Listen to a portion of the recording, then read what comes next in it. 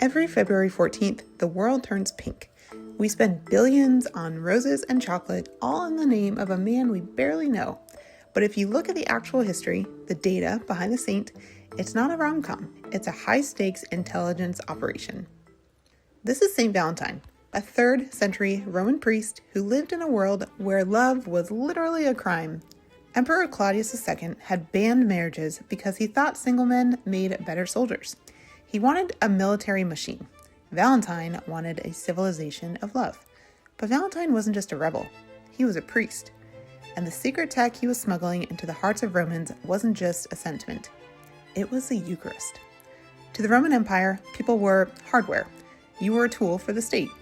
But Valentine was operating on a different source code. He was performing illegal marriages because he believed that human love was a mirror of the ultimate real presence, Jesus Christ in the Eucharist. Think of it like this. In Rome, a piece of bread was just rations. It was fuel for the body. But in the early church, that bread underwent a system update, transubstantiation. Valentine wasn't risking his life for a symbol. He was risking it for a reality. So Valentine was eventually caught. While in prison, he befriended his jailer, Asterius, whose daughter was blind.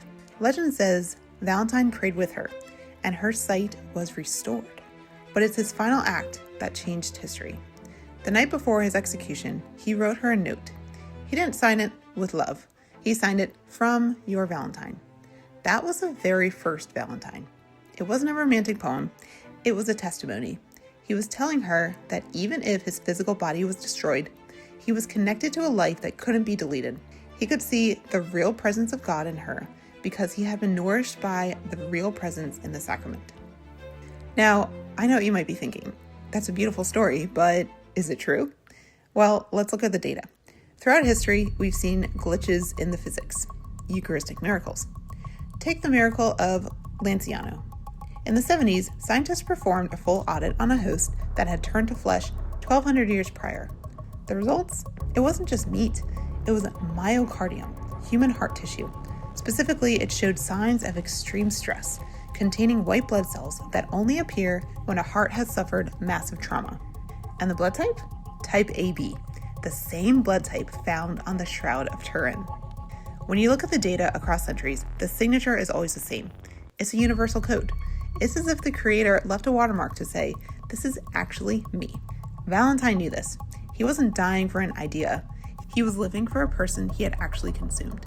The Eucharist is the ultimate biohack, integrating the life of God into our own cells. So why does this matter to you, sitting in a classroom or watching this on your phone in 2026? Because we live in a world that feels increasingly virtual and disconnected. We're hungry for something real. St. Valentine's Day isn't about the cards. It's about the radical courage to believe that love is the most powerful technology in the universe. When you walk into a Catholic church and see that red candle burning by the tabernacle, you're looking at a timefold. You're standing in the same presence that gave Valentine the strength to face a Roman sword. The Eucharist is God saying, I am not distant. I am here. I am food for your journey.